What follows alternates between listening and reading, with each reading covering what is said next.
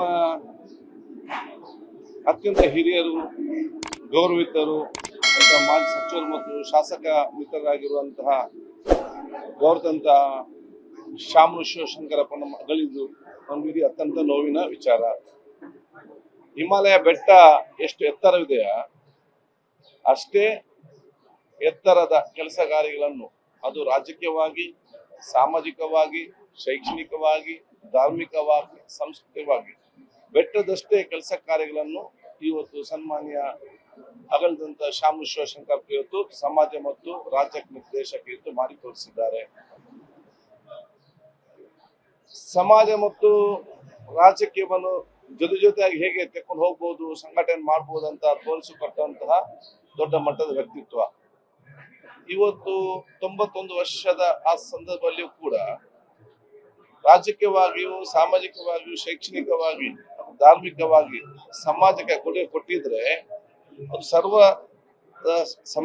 ಜನರು ಕೂಡ ಅದನ್ನ ಪ್ರಯೋಜನ ಪಡೆಯಬೇಕು, ಅದನ್ನ ಭವಿಷ್ಯಕ್ಕೆ ಅದು ಸಮಾಜ ಒಟ್ಟುಗೂಡಿಸಲು ಅವಕಾಶ ಆಗಬೇಕು ಎಂಬ ಉದ್ದೇಶದ ಅವರ ಕೆಲಸ ಕಾರ್ಯಗಳು ಮಾಡ್ತಾ ಇದ್ರು.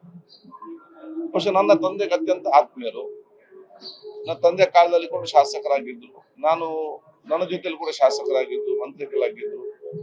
ಈ ಒಂದು ಸಂದರ್ಭದಲ್ಲಿ ನಾನು ನೋಡಿದಂತಹ ವ್ಯಕ್ತಿತ್ವ ಅದು ಬಹುಶಃ ಅದು ನಮ್ಗೆ ಇರಲಿ, ಯುವ ಜನಪ್ರತಿನಿಧಿಗಳಿಗಿರ್ಲಿ, ಅದು ಸಮಾಜ ಯುವ ಜನಾಂಗಕ್ಕೆ ಇರಲಿ, ಆ ವ್ಯಕ್ತಿತ್ವ ಯಾವ್ದು ಅಂತ ಹೇಳಿದ್ರೆ ಎಷ್ಟೇ ಜಟಿಲವಾದ ಸಮಸ್ಯೆ ಇರಲಿ, ಏನೇ ದೊಡ್ಡ ವಿಚಾರ ಇರಲಿ, ಎಷ್ಟೇ ಒಂದು ಟೆನ್ಷನ್ ವಿಚಾರ ಇರಲಿ, ಅವರ ಬಗ್ಗೆ ಚರ್ಚೆ ಮಾಡಿದಾಗ ಒಂದು ನಗುಮುಖ ಮತ್ತೊಂದು ತಾಳ್ಮೆ, ಈ ಎರಡು ವಿಚಾರದಲ್ಲಿ ಆ ಎಲ್ಲಾ ಸಮಸ್ಯೆಗಳ ಪರಿಹಾರ ಕಾಣ್ತಾ ಇರುವಂತಹ ಒಂದು ವ್ಯಕ್ತಿತ್ವ.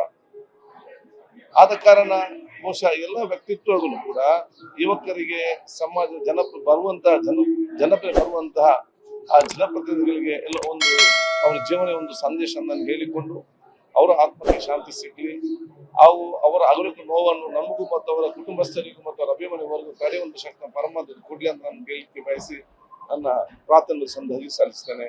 ಲೇಟೆಸ್ಟ್ ಹಾಗೂ ಇಂಟ್ರೆಸ್ಟಿಂಗ್ ಸುದ್ದಿಗಳಿಗಾಗಿ ಬಾಸ್ ಟಿವಿ ಕನ್ನಡ ಚಾನೆಲ್ನ ಸಬ್ಸ್ಕ್ರೈಬ್ ಮಾಡಿ, ಹಾಗೆಯೇ ಬೆಲ್ ಐಕಾನ್ ಪ್ರೆಸ್ ಮಾಡಿ. ಇದರ ಜೊತೆಗೆ ಫೇಸ್ಬುಕ್, ಇನ್ಸ್ಟಾಗ್ರಾಮ್, ಎಕ್ಸ್ ನಲ್ಲೂ ಮಿಸ್ ಮಾಡದೆ ಫಾಲೋ ಮಾಡಿ.